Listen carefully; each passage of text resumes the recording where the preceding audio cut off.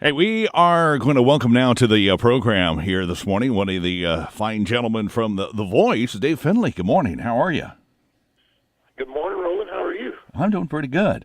You're out on the radio tour this morning, and I watched The Voice last night, and I will admit I had to scroll through a couple of things I had recorded just time wise. But I didn't catch you last night. Were you performing last night, or will we maybe catch you later on tonight? Oddly enough, about 15 minutes ago, they just leaked the episode, the sneak peek of myself and Cameron Marlowe on the internet, on the YouTube and Twitter and all that. So it's tonight. So it is tonight. Okay, good. Well, because I didn't want to miss you. Strangely enough, I'm talking to two of you today, and the other person I'm talking to later on is going to be Keith Peluso, who you battled against and beat when you guys had the rounds here a couple of weeks ago. That's right. Keith's one of my best friends. I love him so much. Did you guys know each other before getting onto The Voice? I mean, you kind of been, I think, traveling in the same circles.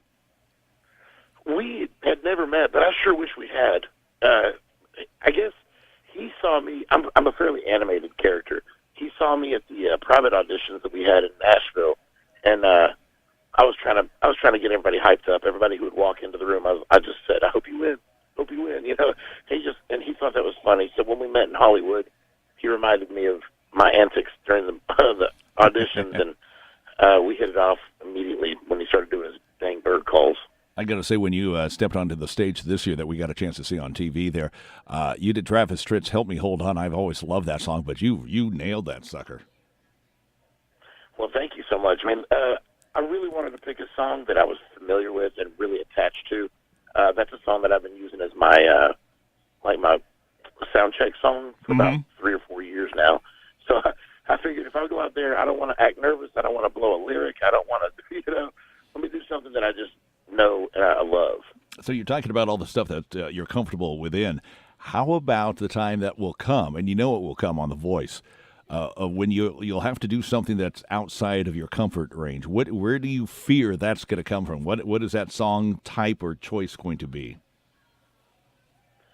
Well, I don't really concern myself with that kind of thing too much because I've always considered myself fairly genre free. Like, I love country, but I also love hip hop and I love rhythm and blues. I mean, one of my first records that I ever had on CD was Boyz II Men, the Cooley Harmony record. I mean, I loved it, but then again, I was raised on Ronnie Millsap and George Strait and George Jones. So I don't think there's anything that I don't, there's nothing I'm not willing to sing. How about that? So how about your history prior to this appearance on The Voice and the level that you reach?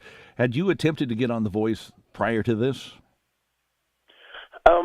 Back in the season two of The Voice, I was interested and I followed through with it, but I wasn't familiar with the protocol and I didn't know it was all cover music. I don't think The Voice had kind of figured out their direction completely back then either.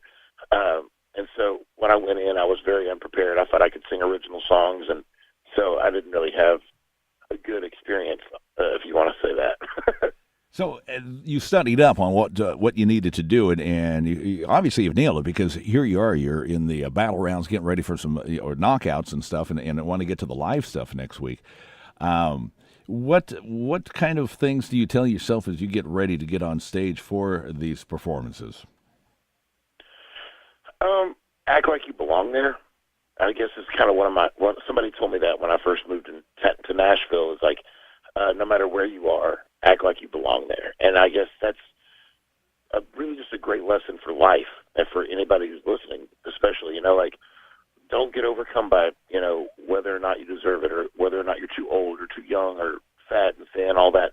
Shoot, I'm all of those practically. But, if you act like you've earned it, if you act like you belong there, then that gives your mind a really great place to live, and it kind of can help you take the edge off. There you go, ladies and gentlemen. Life lessons from Dave Finley this morning. If you have nothing else in your life today, we got some life lessons. So when you get done today doing this radio interview tour, what is going to be in the life of Dave Finley for this Tuesday?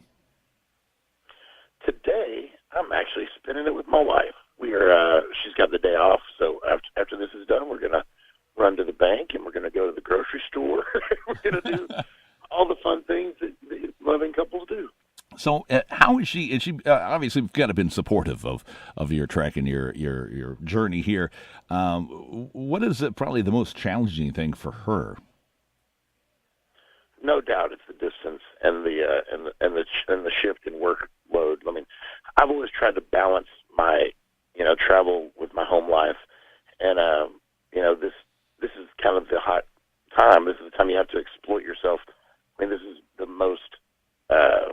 biggest audience I'm ever going to be in front of at one time, and try to springboard my career into something great.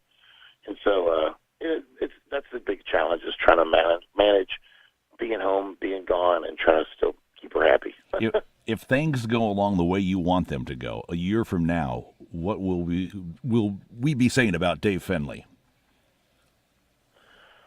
Hopefully you'll say, wow, I can't believe he's had a career all of a sudden that blew up like Luke Combs and had 3 number ones in no time flat. Yeah, I was going to say, yeah, there you go. That's what a year from now I'll be saying. Here comes another number 1 hit from Dave Finley here this morning. And that wouldn't hurt my feelings at all. yeah, all right. Well, listen, I look forward to watching you tonight there on The Voice and seeing the outcome of all that. And hopefully in the weeks to come, we'll be able to have you back on, because you'll just be progressing right down to the very end of this thing. Well, Roland, thank you so much for your time, and y'all have fun out there in California. Well, we will. We've learned something today. Act like you belong there. Thanks, Dave. All right. Thanks, Roland. Okay, bye-bye.